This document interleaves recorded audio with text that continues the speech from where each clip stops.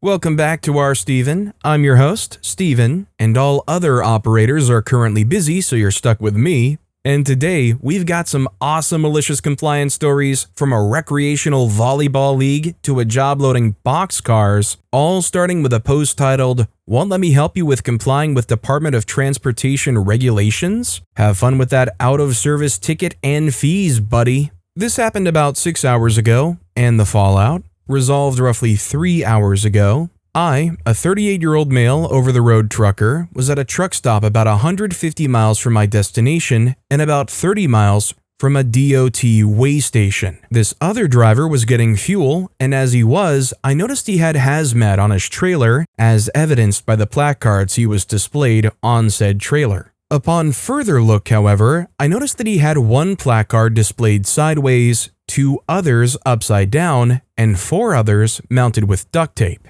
As someone who's been in the industry for over a decade, I knew the above was not correct, and I wanted to help him out to make sure he didn't get dinged by the DOT, Department of Transportation, for incorrect display. I approached him, was friendly about it, and said that his placards were mounted wrong, and us being in my home state, I knew how DOT operated around there, told him he might want to fix it before he left. He asked me how long I'd been driving, and I told him I'd been for a decade. He scoffed and said that he had been driving for only 2 years, but knew better than me, and said while he appreciated my advice, told me to run my own truck the way I see fit and let me do my job my way. So I complied, wished him well, and went inside to grab something to eat. Fast forward a couple of hours later, when I go to take off, I head south, and right before I get to the state border, there's a truck weigh station. As I'm approaching, my stomach starts turning cartwheels, forcing me to exit to use the restroom. There, in the parking lot, is the guy I spoke to at the truck stop, ripping his placards off his truck with a DOT officer standing beside him with new ones and a roll of clear tape. I asked him what happened. He scowls at me and said, "I got an improper display out of service ticket." I asked him how much that was. He said it was $2,500, 15 points to his CSA score, the scorecard used for truck driver evaluations, along with company evaluations, and 15 points to his company's CSA score. The officer approached me and asked how I knew the guy. I told the DOT officer that I tried to help him to avoid that situation, but he said he knew more than I did, despite me having 8 years more experience than he did. The officer laughed and told the guy, "Maybe you ought to listen to people, especially when they're trying to save you money. You know, some people can't be helped. Some people just have to make the mistakes. You know, a lot of times you see a baby bird about to fall out of the nest and you want to reach out and lend a helping hand, but sometimes that baby bird looks right back up at you and says, 'Let me fall out of the nest the best way I know how to.'" A user named Dragon Rose left a comment saying, "Let me guess, he was wearing flip-flops too," and mentioning the restroom trip saying, "It was the roller dogs, wasn't it? After a decade, you should know better." VOP replied, "I will note he had on proper shoes. As far as the stomach thing, my stomach just felt like rebelling today. Fortunately, it has settled." A user named Tom Hale Jr. asked, "What's the limit on points on a CDL and how long does an infraction last? Like, if I have 3 moving violations or at-fault accidents within 3 years, the shop can't insure me to drive customer cars. What's the comp for this infraction and against the company for a CDL?" VOP responded, "I know it stays on his CSA score for at least 3 years. It will also stay on his company's CSA score for 3 years. With a higher CSA score, his company will be more likely to be pulled into weigh stations and inspected. If it's high enough, DOT steps in and does a full audit. And if you're enjoying these malicious compliance stories and want to do a full audit of all the other ones I've covered, why not hit those like and subscribe buttons down below?" Our next story is infuriating professional development workshops on using our teacher voice? Don't mind if we do. If you're a teacher or in one of the lots of other professions that make you do professional development or other workshops, you know that 95% of these things are utterly useless. Not only are they useless, but they also take up time we could actually be doing useful things instead of sitting and listening to people who had 2 years of experience 10 years ago telling us how to do our jobs. It's infuriating at best and actively insulting at worst. Even administrators hate this crap and are usually on their laptops the whole time because we must all follow the overlords of the school board and the State Department of Education, both of whom know freak all about what actually happens in schools. Teachers often do professional development, PD, sessions at the beginning of semesters. Much of our around 1 week in-service before school starts is taken up by this utter nonsense when we really need to be lesson planning and getting ready for the kids to show up. With that background, let me tell you about the absolute travesty of teacher voice. This happened about 10 years ago. Teacher Voice was a multiple session, beginning, midpoint, and end of the school year, super long workshop about how teachers can influence the policies and practices in their school and district. They were supposed to come 3 times a year, beginning, middle, and end. These were half-day sessions in which we took surveys about how much we felt we were listened to and what dissatisfactions and satisfactions we had with the school. Predictably, these all turned out dismal, which the teacher voice people loved because it gave them a jumping-off point to babble on repeatedly about how we could have a voice and that we should advocate for ourselves and blah blah blah. It sounded nice and hopeful until we saw our administrators predictably not paying attention and realized the presenters were just saying vapid, inspirational things over and over. So, my teacher friends and I started using #teachervoice sarcastically in our group chat, and it started bleeding over to other people as well. It was a glorious inside joke. One of the counselors set up a box of candy and other snacks labeled professional development, which any staff could take whatever they wanted from with no questions asked. Teacher Voice came back mid-year and literally did the exact same workshop. By that time, most of us were just blatantly doing our actual work.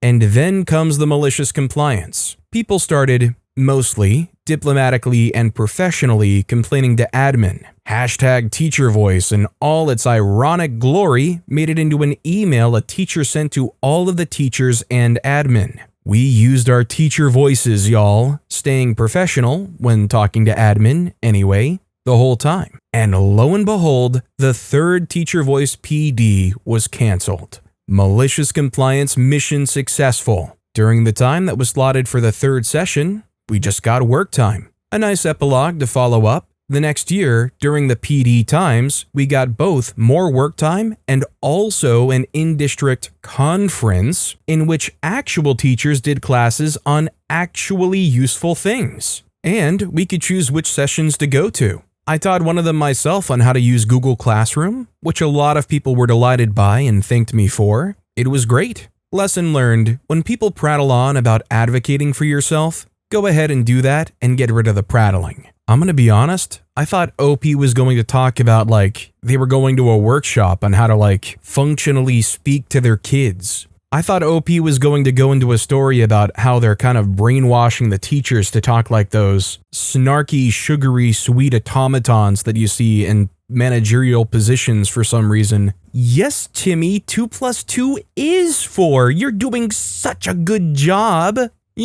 Teacher voice. A user named Camulac left a comment saying, I came into this post thinking teacher voice was some form of vocal training to help one learn how to project without injuring the voice, much like vocal training for singers. What you described filled me with horror. Well emceed. VOP responded, see, that might be nice. We do have to project when we're teaching. Everyone has to figure it out during their education program or student teaching, but I don't remember being specifically taught. You almost always have to talk louder than you think you do, and kids will hardly ever tell you if they can't hear you. But definitely not as strenuous as singing.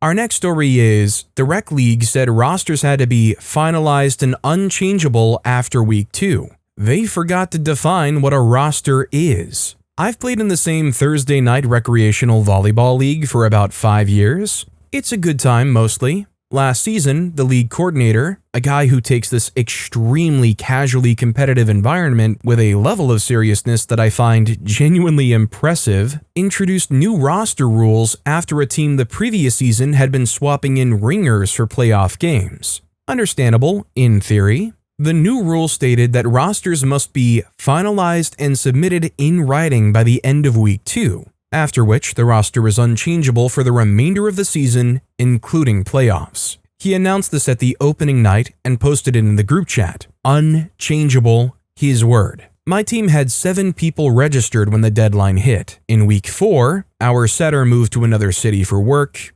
genuinely unexpected, and we were down to 6, which is exactly the legal minimum to field a team. Every point margin suddenly mattered a lot more than it used to. I went back and read the rule he had posted, and I noticed something. The rule said that the roster was unchangeable. It said nothing about who could show up to a game and participate, as long as they were already on the roster. It also said nothing about the roster having to reflect reality at time of submission.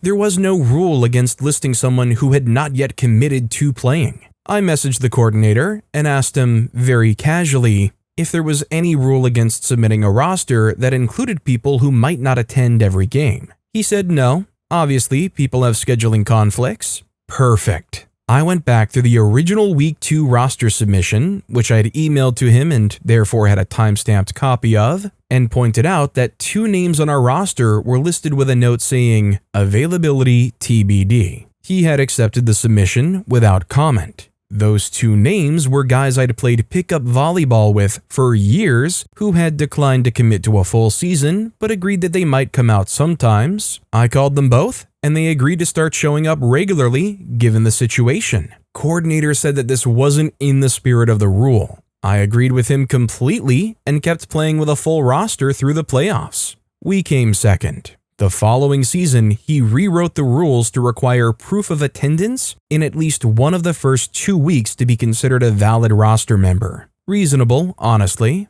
but we had a good run. You know, the only thing I'm slightly disappointed about is I thought OP was going to say like they're besties with some like D1 volleyball player or like Olympic collegiate hopeful or something. Like if it was like a basketball rec league and for a few of the weeks in the playoffs they could get their buddy Cooper Flag to show up or something. A user named Narrow Courage left a comment saying, now to up the gamesmanship and have a bunch of ringers show up during those first 2 weeks and not show up again until they're really needed. The OP responded, yeah, that's the scary part. We used the TBD guys only after we got gutted in week 4. Next season, he added the week 1 and 2 attendance rule, so no 2-week mercs. Our next story is, my old boss used to work at a job where he loaded boxcars. I don't know how universal this is, but for the specific factory yard they were working in, they had a particular way of making sure loads wouldn't shift in transit. They would pack all the empty space with custom-cut cardboard structures, or boxes. One day, though, they were told that they had a new reporting requirement. They would have to take a picture of each boxcar with the door open after packing it, and those pictures would have to be submitted to some federal agency or other.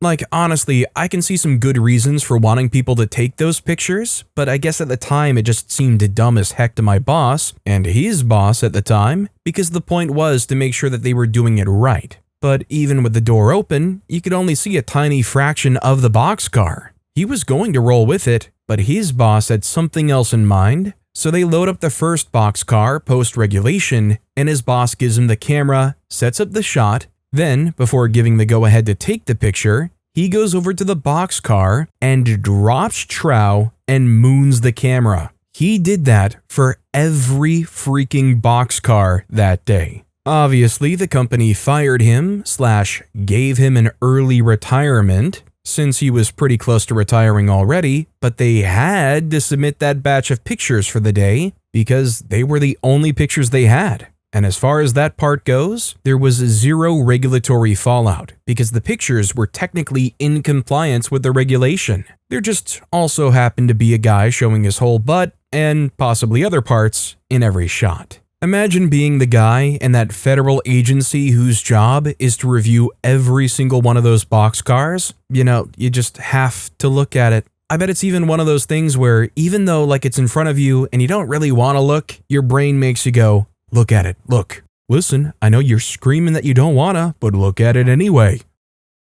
Our next story is just zip up your pocket. This is really a minor case of malicious compliance, especially compared to some of the stories here, but I find this story really funny and I wanted to share it. I was having a conversation with my mom in the car and I needed to get my phone out for something. It took me about 2.5 seconds longer because I always zip up my jacket pockets. Mom started teasing, kind of berating me for being so anxious that I needed to zip my pockets every time, and that I really don't need to, as she never zips her pocket and her phone always stays put. I remind her that I take public transportation to school, and I don't care how likely it would be that my phone falls out of my pocket if one bad roll of the dice would make me lose my phone completely. She brushes that off entirely and goes back to, my phone never falls out of my pocket. This really annoys me, especially because when my mom's passionate about something, she tends to not listen to any reason. However, unfortunately for her, I got the intense need to prove a point from her side of the family, so I shrug at her and unclipped my seatbelt. The following conversation went on as so. She said,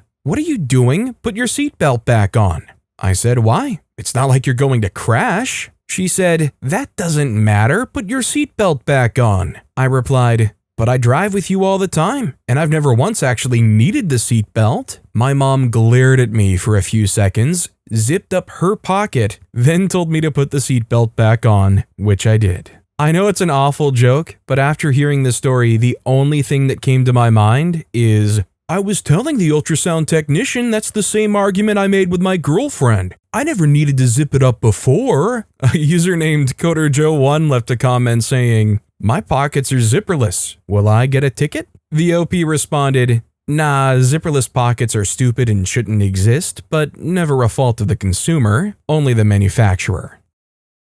Our next story is second-class consulting engineer. Years ago, I worked as a consulting engineer at this company with a very tightwad CEO with multiple sticks up his butt. Everyone else was super nice. I engineered a machine that shipped to the Far East and was asked to go on-site to start up the system. This was in the Northeast in February. I parked on an off-site parking lot to save my client the expense of parking at the airport and flew out on a cold, clear day and landed at my destination many hours later. I spent 2+ weeks working long hours to start up this machine. So many hours that I felt bad for my client and decided that I would not charge OT. Fast forward to my departure, I asked for limo service home because the car was frozen solid, and I had flown some 20+ hours and was severely sleep deprived. They said, "Nope.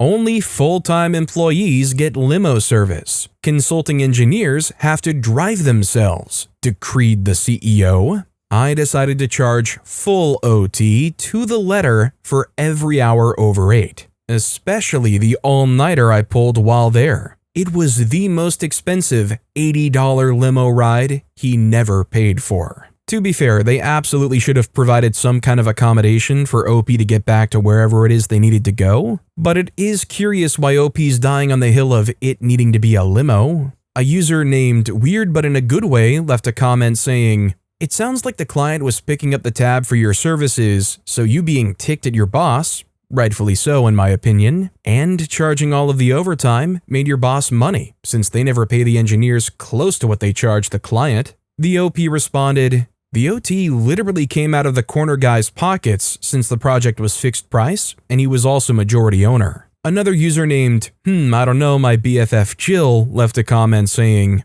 "Why did you need a limo instead of just like a taxi?" The OP responded, "I lived a couple of hours away from the airport, and the company's policy for everyone, apparently except me, was to have limos to and from the airport."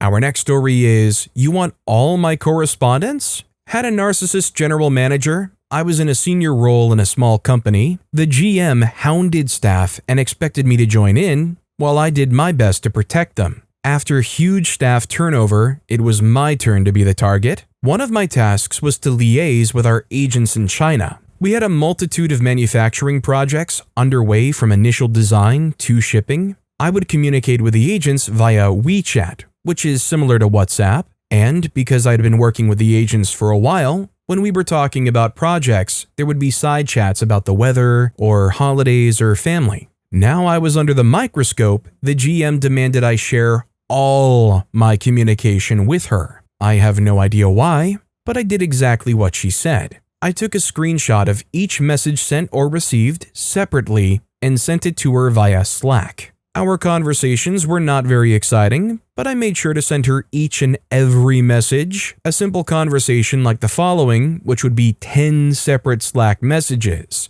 I made sure to get the name and timestamp so she could see exactly what I was doing. Hello. Hello, how are you? I'm good, how are you going? Great, things are busy. Oh, here too. I'm looking forward to the weekend. Do you have plans? Nope. Just relaxing? Yes, raised hand emoji. Obviously, relationships are important in business, so I made sure I was extra chatty, and in the interests of efficiency, kept the messages as short as possible. The first day, I had sent her several hundred messages on Slack within a couple of hours. Even sent her haha and emojis. The next day, she told me she didn't need to see all of my correspondence after all. Well, what the heck, OP?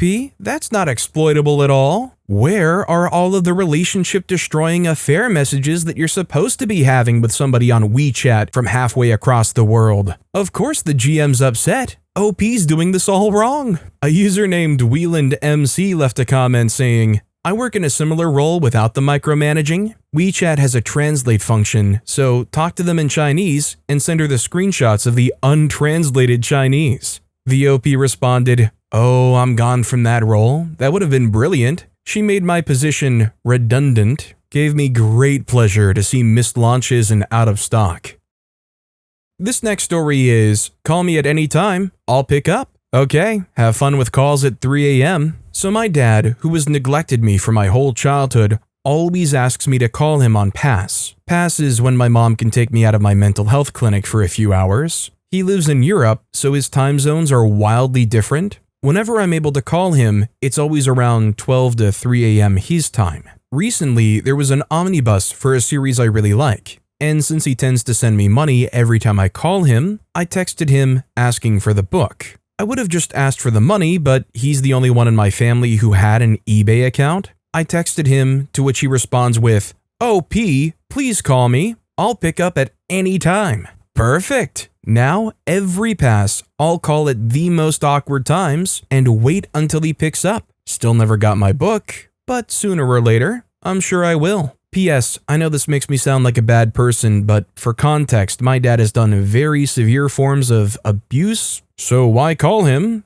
Because my mom gets spammed from him and me calling him stops him from spamming her. You know, all I can say is, that sounds like the kind of person that deserves to be woken up at 3 a.m. every chance you can. A user named Chaotic Amoeba left a comment saying, "Good kid looking out for your mom. You two should go no contact once you're an adult. It will be liberating." The OP responded, "Yeah, that's the plan. Once I'm 18 or just as soon as possible, I plan to move both of us somewhere, get completely new contact info, and take him to court for a restraining order." Our next story is non-productive time. Years ago, worked at a place that built medical testing equipment. They came up with stupid crap to fill out every 6 months or so, but the worst was a form for non-productive time. Stocking parts, cleaning, moving things around, meetings, manager stopping to ask a question, anything like this. We had to stop and fill the form out. We had HR people who would watch to make sure you were doing it. There was something like 12 different boxes of items to keep track of. So after 2 to 3 weeks of this, I got the idea to add another item on the bottom of the list and got everyone else to. How long we spent each day filling out the form. The next Monday staff meeting, first thing that morning, stop filling out the forms. No answer why was given. One of the front secretaries must have been going around asking whose idea it was to add that line. Everyone pointed to me. She came up and thanked me. It was her job to enter them. She hated them, couldn't read half of them, she said, and got questioned about them by HR all the time. Well, it turns out it was taking almost 120 hours a week of employee time to fill them out each week, the equivalent of 3 people's time. Now, I understand if your company or the HR team or somebody has some kind of mechanism or like general way to try to track non-productive time. But expecting people to stop or even at the end of the day write down an estimate of like how long they think they were spending not doing something, that is just a ingenious idea. Yes, let's take time from being able to do the productive stuff to tell us how much you were not doing something. A user named Tasm for Flam left a comment saying, "I am so confused. How the heck is stocking parts or cleaning the machinery, I presume, non-productive time? Seems like an important, productive part of building your thingies to me. What crack was the farm maker smoking when they decided on what counted as non-productive?" The OP replied, "I mentioned the same thing in the first meeting about this list. Got shot down quick." Our next story is, HR said all remote employees must be visibly active on Teams during core hours. So I was. This happened at my last job about 18 months ago. The company had gone hybrid after the pandemic, and most of us who had been fully remote were told that we could stay that way as long as we kept up with output and communication. That worked fine for about 2 years. Then a new HR director came in and within about 6 weeks sent out a policy memo saying all remote workers were required to show as active on Microsoft Teams between 9 a.m. and 4 p.m. with no gaps longer than 15 minutes or we would be flagged for a check-in call. The memo used the phrase visibly active twice. No definition of what that meant beyond the Teams status indicator. Now, the thing about Teams is that your status goes idle if you haven't touched your mouse or keyboard in a few minutes. The intended reading of the policy was obviously that we should be at our computers and working, but that's not what it said. It said visibly active. So I downloaded a tiny free app that moves your mouse in a small circle every 4 minutes, set it running. Then I went and did my actual job, which often involved stepping away from my desk to take calls on my phone, think through problems, review printed documents, and occasionally just go make a cup of tea and let an idea develop. I was producing the same output as always, hitting every deadline, responding to messages promptly. My Teams dot was green from 9 to 4 without a single gap. 3 months later, my manager pulled me aside to say that HR had flagged me as one of the most consistently active remote employees on the team and asked if I would be willing to share what my work from home setup looked like. I told him I followed the policy exactly as written. He nodded slowly, and I could tell he understood completely. The mouse mover is still on my current laptop, just in case. I remember back in the pandemic hearing stories of remote workers who had to install like a software that would actively check and make sure that you literally do not have a mouse moving software running. And doubly so, hearing about people buying actual mouse shakers and movers that every 4 minutes manually, like physically shook the mouse or moved it around so it would keep it active. A user named MathBlasta left a comment saying, "Look folks, Homer Simpson taught us how to do this decades ago. Get a drinking bird." The sad sadist replied, "I don't see any key." That was my best Homer Simpson impression, please don't flame me. Our next story is, I don't care what you have to do to improve morale, just do it. This was in a commercial printing company. After a couple of months of really ridiculous mandatory overtime, 12-hour/7-day weeks. So one day, when it was slow, I shut down production in the entire building. I gave them instructions to make the best paper airplane they could out of any piece of paper they can find in the shop. I stood at the end of the shop and judged whose plane flew the farthest and gave them the rest of the day off with pay. A couple of months later, after I had discovered the Diet Pepsi and Mentos phenomenon, we did that in the parking lot for a half an hour, on the clock. Sometime later, while I was talking to the COO who had given me the directive on increasing morale, I brought this up and he said, "You did what? Any more incentives that cost the company money will have to go through me now." Okay, well, it'll probably be awkward for OP to try to make the Diet Pepsi and Mentos go through him, but I suppose they can try. In all seriousness though, I feel like it's almost akin to when you're in science class and the teacher goes, "Okay, we're gonna have an experiment day today." You're like, "Yes, anything but having to actually learn stuff." It's like the same thing. "Yes, I get to blow up Pepsi with Mentos in the parking lot at work." A user named Liz Wisley left a comment saying, You must be legend in that company now." The OP responded, "On the last day of my 2 weeks notice a couple of years later, pretty much the entire company showed up in the back parking lot. People brought beer, food, tequila, pot, and we made a huge bonfire out of old broken pallets. Then the fire department showed up and shut us down." And speaking of shutting us down, unfortunately that's all the time we have for today. Now, if you want to hear some more awesome malicious compliance stories, why not check out that video on the left of the screen right now? Or, if you missed my latest video, why not check out that video on the right? That said, I'll see you all next time with some more stories.